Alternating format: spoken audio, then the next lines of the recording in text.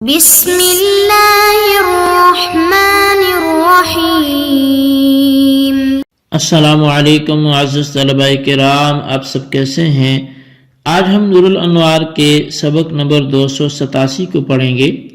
آج کے ہمارے سبق کا عنوان ہے فقہا کا قول۔ آج کے سبق میں ہم نے اس چیز کو پڑھنا ہے، دو باتیں ویسے پڑھیں گے، ایک تو فقہا کا قول اور دوسرا او اکبر سنا منہ کے حوالے سے، اس کی نحوی حوالے سے پڑھیں گے، عبارت اور ترکیب کے اعتبار سے پڑھیں گے۔ تو برال فقہا کا جو قول ہے وہ کس بارے میں ہے؟ وہ اس بارے میں ہے کہ حاذہ بنتی، ہم نے سابقہ سبق میں پڑھا تھا کہ حاذہ بنتی بیوی سے کہنا حقیقی معنی بھی متعذر ہے، مجازی معنی بھی متعذر ہے، مگر فقہا نے یہاں اس کا ایک حکم ثابت کیا ہے۔ وہ کیا ہے؟ تو آئیے سب سے پہلے عبارت پڑھ کے اس کا ترجمہ کرتے ہیں، اس کے بعد پھر اس کی وضاحت کی طرف بڑھتے ہیں۔ مصنف علیہ رحمہ لکھتے ہیں الا انہم قالوا اذا اصر على ذلك يفرق القاضي بينهما لا لأن الحرمة تثبت بهذا اللفظ بل لأنه بالإصرار صار ظالما يمنع حقها في الجماع فيجب التفريق كما في الجب والعنة۔ فرمایا کہ مگر یہ کہ بے شک فقہا نے فرمایا جب وہ بندہ اس بات پر مصر ہو، حاذہ بنتی کہنے میں مصر ہو، تو قاضی ان میاں بیوی کے درمیان تفریق کر دے گا، نہ اس وجہ سے کہ بے شک حرمت جو ہے وہ اس لفظ سے ثابت ہو رہی ہے، بلکہ اس وجہ سے تفریق کرے گا کہ وہ شخص اصرار کر کے اس پر ظلم کر رہا ہے اور اس کے حق کو جماع کے حوالے سے روک رہا ہے، تو پس تفریق واجب ہوگی، جیسا کہ جب میں اور عنین میں، یعنی جیسا کہ مکتوب الذکر کی صورت میں تفریق واجب ہوتی ہے اور عنین کی صورت میں تفریق واجب ہوتی ہے۔ فقوله او اکبر سنا منہ عطف علی قوله معروفۃ النسب، اور اس کا یہ کہنا ماتن کا او اکبر سنا منہ، یہ عطف ہے ان کے قول معروفۃ النسب پر، وقوله وتولد لمثله حال من قوله معروفۃ النسب، اور ان کا قول وتولد لمثله یہ حال ہے معروفۃ النسب کے قول سے، یعنی لا بد ان تكون معروفۃ النسب حين كونها مولودۃ لمثله او ان تكون اکبر سنا منه حتى تتعذر الحقیقۃ، یعنی ضروری ہے کہ وہ عورت معروفۃ النسب ہو اس حال میں کہ وہ اس قائل جیسے مرد سے پیدا ہو سکتی ہو، یا یہ کہ وہ اس مرد سے عمر میں بڑی ہو، یہاں تک کہ حقیقت متعذر ہو جائے۔ فلو فقد الشرطان معا بأن كانت مجهولة النسب ولم تكن أكبر سنا منه يثبت نسبها منه فما قيل إن قوله أو أكبر سنا منه عطف على قوله وتولد لمثله فتوهم ساقط۔ پس اگر دونوں شرطیں مفقود ہو جائیں، اس طور پر کہ اس عورت کا نسب نامعلوم ہو اور وہ اس مرد سے عمر میں بھی بڑی نہ ہو، تو اس عورت کا نسب اس قائل سے ثابت ہو جائے گا، اور وہ جو کہا گیا ہے کہ ماتن کا قول او اکبر سنا منہ، اس کے قول وتولد لمثلہ پر معطوف ہے، وہ وہم ہی ہے جو ساقط الاعتبار ہے۔ وقیل الحکم فی مجہول النسب كذلك حتى لا تحرم لأن الرجوع عن الإقرار بالنسب صحيح قبل تصديق المقر له إياه ولا يمكن العمل بموجب هذا اللفظ قبل تأكده بالقبول۔ اور کہا گیا ہے کہ مجہول النسب میں بھی حکم ایسا ہی ہے، حتیٰ کہ وہ عورت حرام نہ ہوگی، کیونکہ مقر لہو کی تصدیق سے پہلے اقرار بالنسب سے رجوع کرنا درست ہے، اور اس لفظ کے موجب پر اس کے موقت بالقبول ہونے سے پہلے عمل کرنا ممکن نہیں ہے۔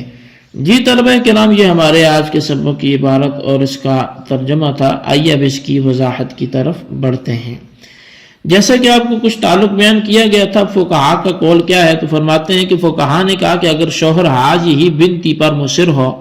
تو اس صورت میں قاضی دونوں کے درمیان تفریق کر دے گا، مگر یہ تفریق کرنا اس وجہ سے نہیں ہے کہ حرمت اس لفظ حاجی ہی بنتی سے ثابت ہوتی ہے،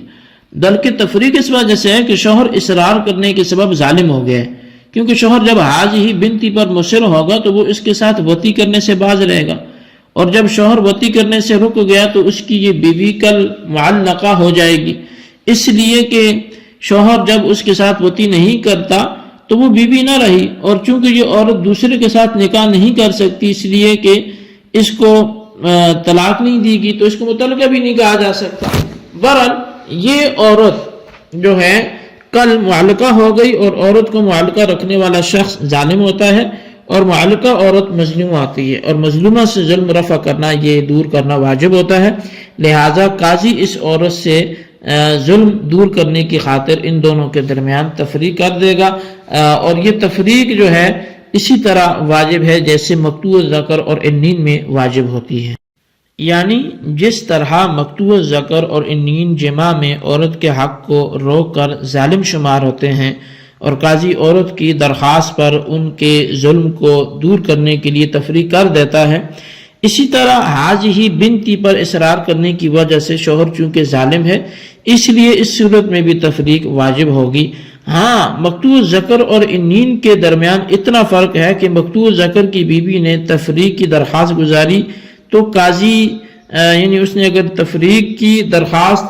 گزاری کی تو قاضی فوراً تفریق کر دے گا، کیونکہ مقطوع ذکر کو مہلت دینے میں کوئی فائدہ نہیں ہے، اور عنین جو جمع پر قدرت نہ رکھتا ہو لیکن مقطوع ذکر نہ ہو، اس کی بیوی اگر تفریق کا مطالبہ کرے گی تو قاضی بغرض علاج اس کو 1 سال کی مہلت دے گا، اس مدت میں اگر اس نے وطی کر لی تو فابہا، ورنہ عنین کو مجبور کیا جائے گا کہ اس کو طلاق دے تو قاضی پھر ورنہ ان دونوں کے درمیان تفریق کر دے گا۔ تو یہ ایک بات تھی جی جو فقہا کا قول تھا۔ اب نحوی اعتبار سے فقولہ او اکبر سن منہ سے مصنف جو ہیں وہ متن کی عبارت کو نحوی انداز پر حل کرنا چاہتے ہیں، چنانچہ فرمایا کہ اکبر سن منہ کا عطف معروفۃ النسب پر ہے اور تولد لمثلہ معروفۃ النسب سے حال ہے۔ اب عبارت کا ترجمہ یہ ہوگا کہ وہ عورت جس کو حاج ہی بنتی کہا گیا ہے مشہور نسب والی ہو، حالانکہ اس جیسی عورت اس جیسے مرد سے پیدا ہو سکتی ہو، یعنی عورت کی عمر قائل سے کم ہو یا یہ کہ وہ عورت اس مرد سے عمر میں بڑی تو ہو، ان دونوں صورتوں میں اس کلام کی حقیقت پر عمل کرنا متاثر ہوگا۔ پہلی صورت میں شہرت نسب کی وجہ سے اور دوسری صورت میں عورت کی عمر کے زائد ہونے کی وجہ سے، اور اگر یہ دونوں شرطیں مفقود ہو جائیں یعنی عورت کا نسب بھی معلوم نہ ہو اور وہ اس مرد سے عمر میں بھی بڑی نہ ہو تو اس صورت میں اس عورت کا نسب اس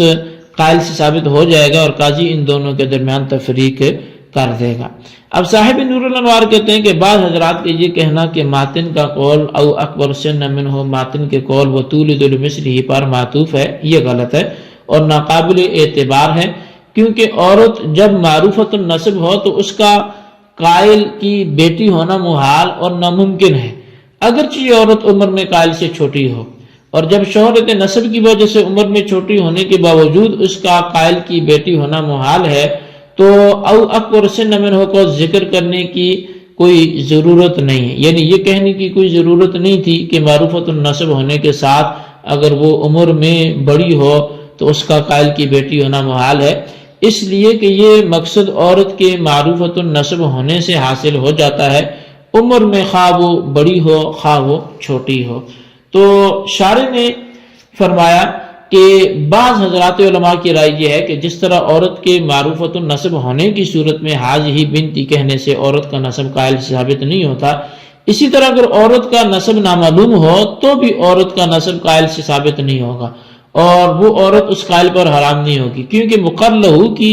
تصدیق سے پہلے اقرار بالنسب سے رجوع کرنا درست ہے، اس لیے کہ یہ ہو سکتا ہے کہ مقرلہ یعنی عورت کے تصدیق کرنے سے پہلے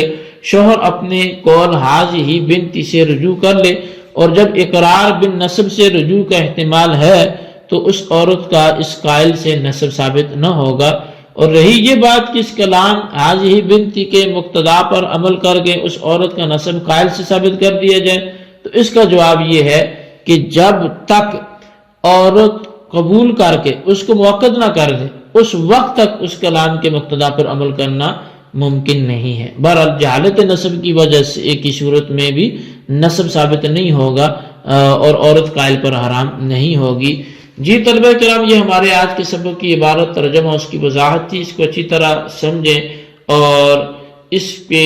جو کلام ہے اس کو نوٹ کریں، خلاصہ تحریر کریں، بالخصوص ان سوالات کے جوابات دیں۔